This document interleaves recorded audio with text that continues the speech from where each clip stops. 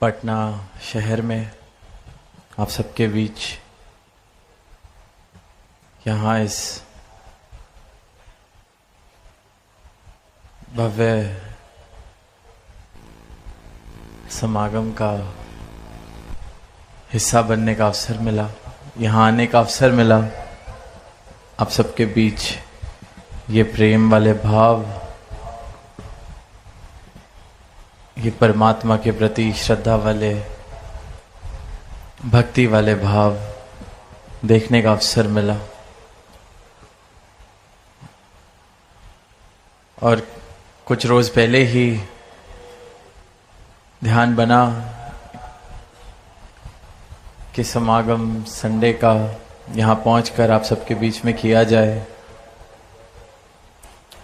और सारे ही महापुरुषों ने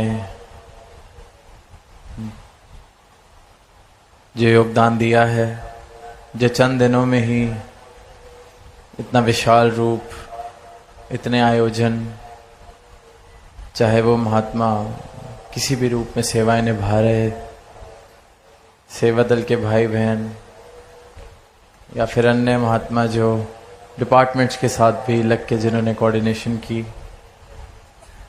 तो ये आप सबकी सेवा इस रूप में सबने मिलकर जो निभाई, तो ये उसी का परिणाम है कि आज इतना विशाल मानव परिवार यहाँ इतने सुंदर रूप से, सुंदर भावों के साथ सजा हुआ है। पटना शहर की बात करते हैं, सुना कि जो इसका पौराणिक नाम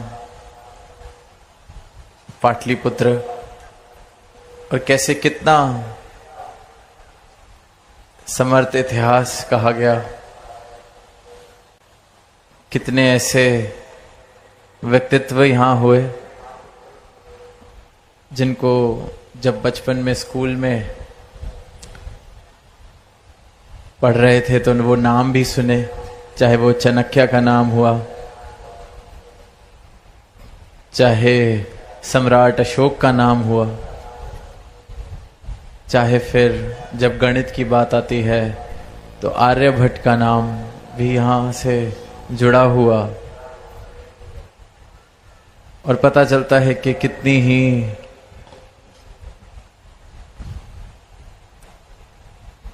ऐसे रिच हिस्ट्री जिसे कहा जाता है, ऐसा सुनहरा इतिहास। और फिर वहीं वहाँ आध्यात्मिक पहलू भी इतिहास का सुना, जैनिज्म, बुद्धिज्म, सिखिज्म, सबका कहीं ना कहीं कोई ना कोई तार जुड़ी हुई इस जगह से। और फिर जब ग्राउंड पर पहुंचना हुआ तो देखा कि बिल्कुल गंगा के तट पर ये समागम सजा हुआ है, ये पंडाल सजा हुआ है। आंखों से जब देखते हैं, दुनियावी आंखों से, तो भी कितना सुनहरा नज़ारा कि गंगा बह रही हो और ये तट पर समागम, संत इकट्ठे हुए हैं। तो इतना सुंदर नज़ारा, और उसको और खूबसूरत आप सबकी मौजूदगी ने, आप सबके भावों ने, क्योंकि ये भाव हैं सच्चाई वाले, ये भाव हैं भक्ति वाले, ये मौजूदगी है परमात्मा के यशोगान के लिए। ये मौजूदगी जो हुई है, ये हाजिरी जो बनी है, ये आवाज़ देने के लिए इस मानव परिवार को, सारे संसार को, कि परमात्मा को पाया जा सकता है, भ्रमों से निजात पाई जा सकती है, दीवारें घेरी जा सकती हैं, एक सुंदर परिवार, ये सारा संसार बन सकता है। इन भावों के साथ आप सब पहुंचे हैं, तो इसलिए ये मौजूदगी मुबारक है। गंगा की तरफ ध्यान जब गया कि हम इस तट पर बैठकर यहाँ समागम कर रहे हैं, और बीच में नदी बह रही है, और दूसरी ओर दूसरा किनारा, दूसरा छोर,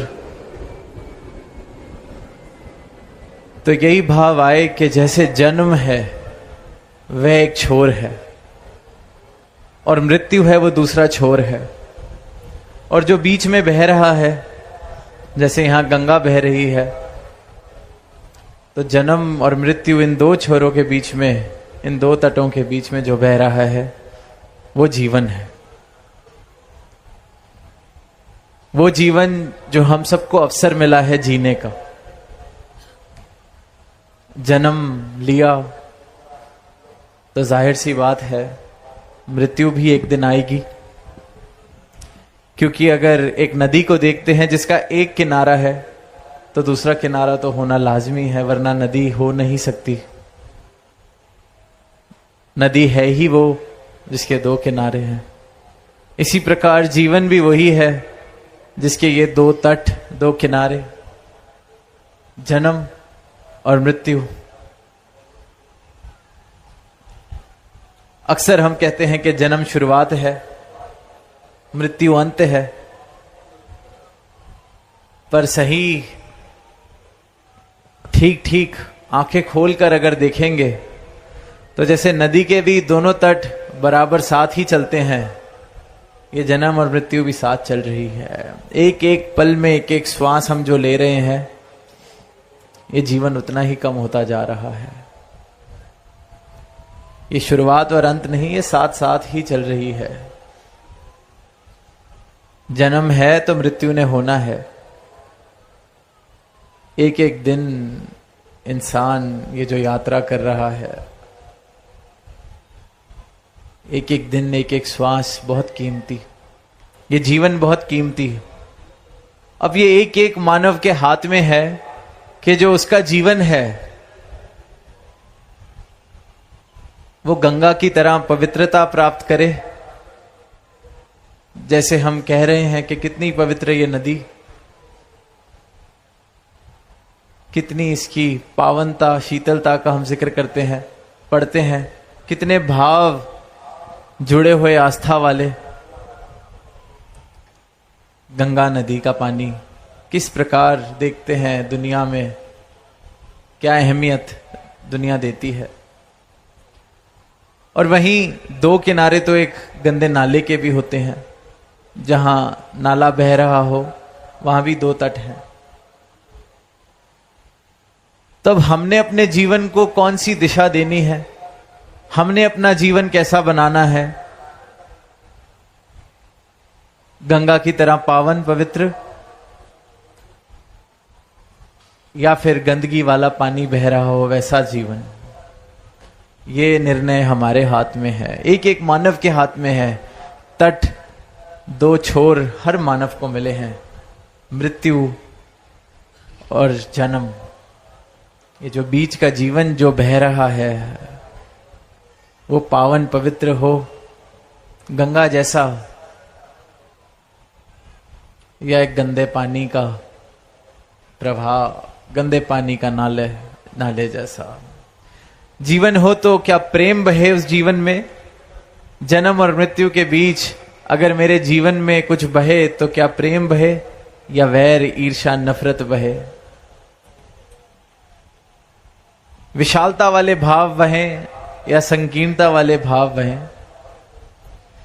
क्या मेरा जीवन, मेरे जीवन की ये जो नदी है, ये भ्रमों से भरी हो या इस ब्रह्म के परिचय से। क्या ये शिकवों से भरी हो या शुक्राने से। क्या ये अज्ञानता के अंधकार से भरा हो जीवन, या फिर इस परमात्मा की रोशनी से रोशन हो।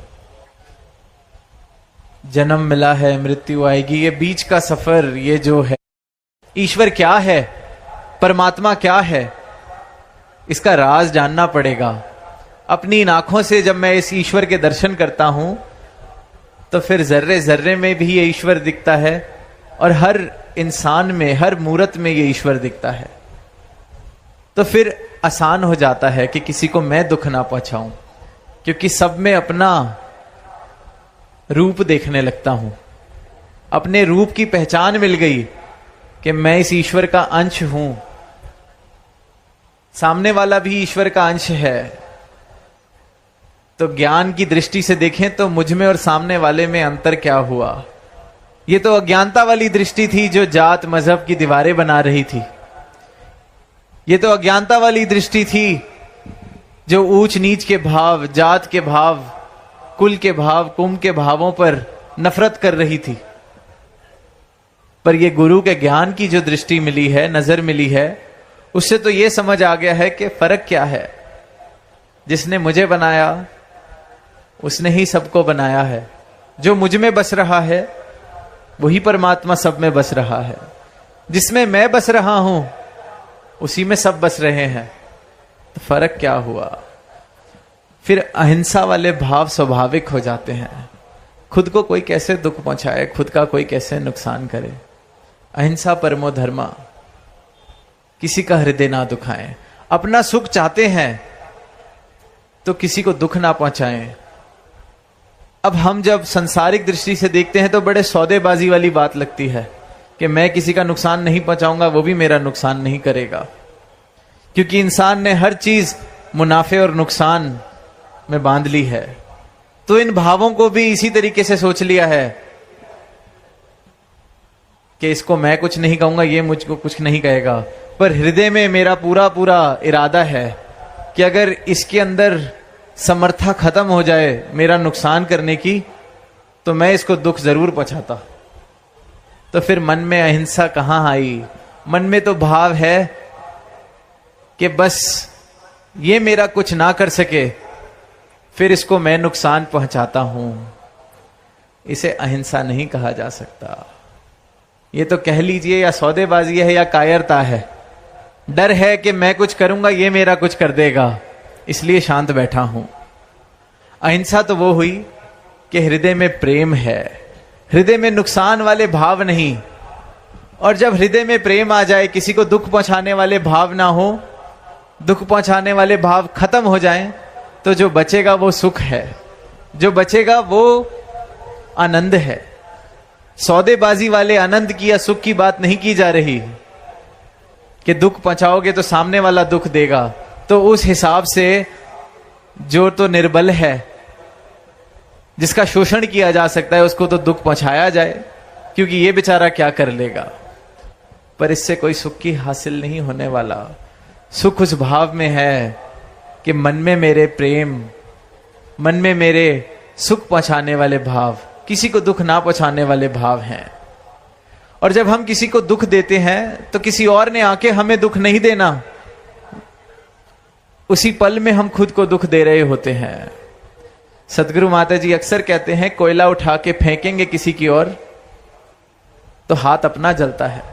वो हाथ जो जल रहा है वही दुख है। किसी ने आगे आके कोई गणित बता के हिसाब किताब करके दुख नहीं देना। दुख तो मैं खुद दे रहा हूं। जब किसी और को दुख देने की चेष्टा करता हूं, मैं खुद को दुख दे रहा हूं। तो सही मायनों में अहिंसा वो अहिंसा नहीं जो डर के कारण की जा रही है, वो तो हृदय में हिंसा ही भरी हुई है। अहिंसा सही मायनों में वो है कि मेरे हृदय में प्रेम है, हृदय में ये भाव है कि मैंने दुख नहीं पहुंचाना, क्योंकि इस परमात्मा के दर्शन में कर रहा हूं सब में, इस ईश्वर के दर्शन में कर रहा हूं सब में। तो ये जीवन है जिसको कहा जा सकता है कि रूपांतरित हुआ। इस जीवन में बदलाव आए। कहां मैं मेरी के भावों में था, कहां ऊंच नीच के भावों में था, कहां किसी को छोटा दिखाने के लिए नुकसान पहुंचा रहा था, पर अब हृदय में प्रेम है। तो मेरा जीवन ऐसे प्रेम की तरह बहे, जन्म और मृत्यु के बीच सिर्फ और सिर्फ प्रेम बहे, ये चुनाव मेरा है।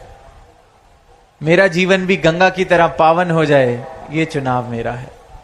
अवसर तो सबको मिला है, बड़े भागों से मिला है ये मानव जन्म, क्योंकि इसमें हम चुनाव कर सकते हैं कि ये जीवन किस तरह से बहेगा। एक बच्चा स्कूल में रोज जो प्रार्थना होती है उसमें सुनता था कि ईसा मसीह ने कहा है कि सबको प्रेम करो, अपने पड़ोसी को प्रेम करो, अपने पड़ोसी को प्रेम करो। जैसे भी हम कहते हैं लव दाई नेबर, प्रेम ही धर्म है।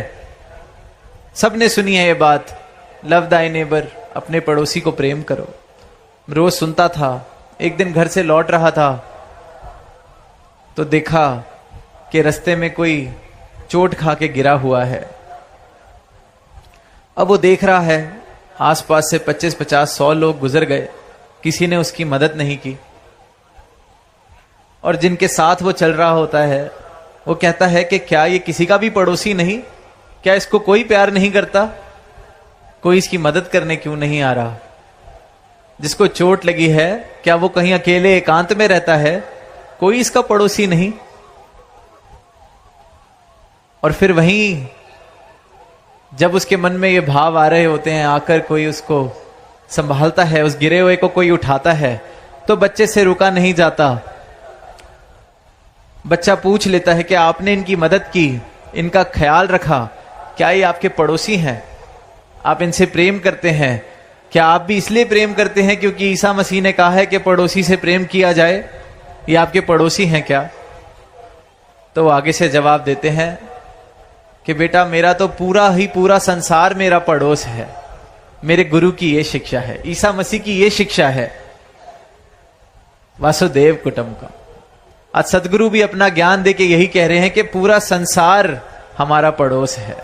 क्योंकि जिसको ये ज्ञान वाली दृष्टि मिल गई, जिसको ये ब्रह्म के दर्शन हो गए, फिर वो मैं मेरी के भाव से उठ जाता है, फिर दीवारें गिर जाती हैं,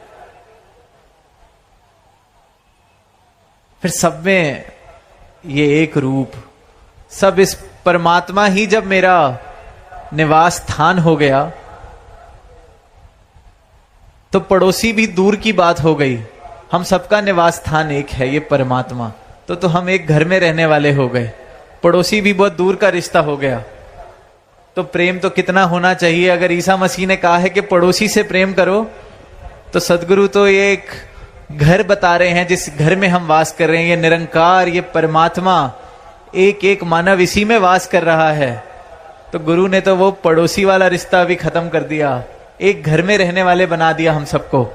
तो अब ये सोचें कि अगर पड़ोसी से प्रेम करना था तो जो जिस घर में रह रहे हैं, एक छत में जिसके साथ रह रहे हैं, उससे कितना प्रेम करना पड़ेगा। इसलिए कह रहे हैं प्रेम बनना है। पड़ोसी वाला फर्क भी मिटा दिया। सदगुरु ऐसी कृपा करते हैं, ये बता देते हैं कि इस एक में तू रह रहा है, ये एक परमात्मा तेरा निवास स्थान है। इसी प्रकार एक एक मानव का निवास स्थान यही परमात्मा है। प्रेम जिन प्रेम कियो तिन्हीं प्रभ पायो। प्रेम जिसने किया है उसने इस परमात्मा को हासिल किया है, पाया है।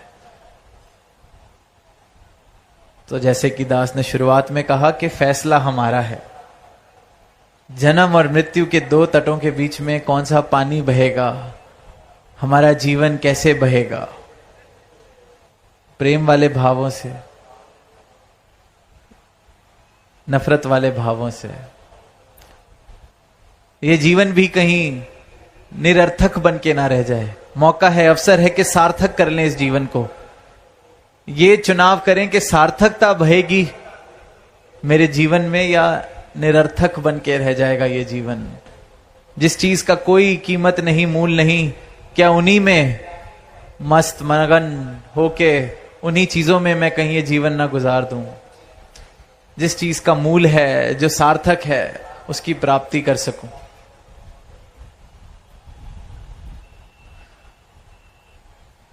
भक्ति में कहते हैं कि जिसने समर्पण किया उसने आनंद लिया।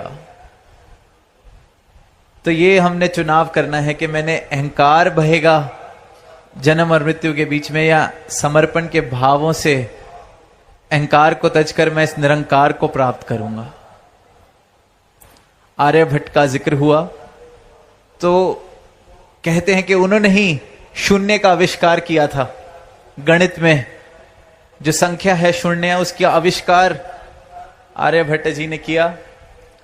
तो जब आध्यात्मिकता में शून्य की बात होती है तो अक्सर ये कहते हैं कि खुद को शून्य कर लें। खुद को शून्य जिसने किया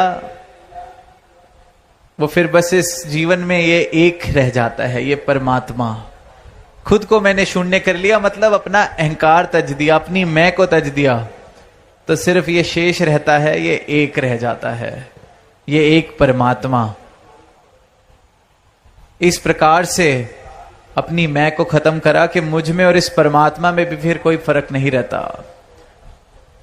राम कबीरा एक भय, कोई ना सके पहचानी, क्योंकि खुद को खत्म कर लिया। जैसे ये नदी जो बह रही है जाके समुद्र में मिल जाए तो फिर कौन बताएगा कि कौन सा पानी नदी से आया था, कौन सा पानी समुद्र का था। राम कबीरा एक भय, पर खुद को शून्य करना पड़ेगा। एक होने के लिए खुद को शून्य करना पड़ेगा। और जो जो शून्य करने के लिए राजी हुआ है, जिसने सदगुरु के चरणों में ये सर झुकाया है, खुद को शून्य किया है, अपनी मैं को छोड़ दिया है, फिर वो ये निरंकार, खुद ही निरंकार वाला रुतबा उसका हो जाता है। ब्रह्म ज्ञानी आप निरंकार।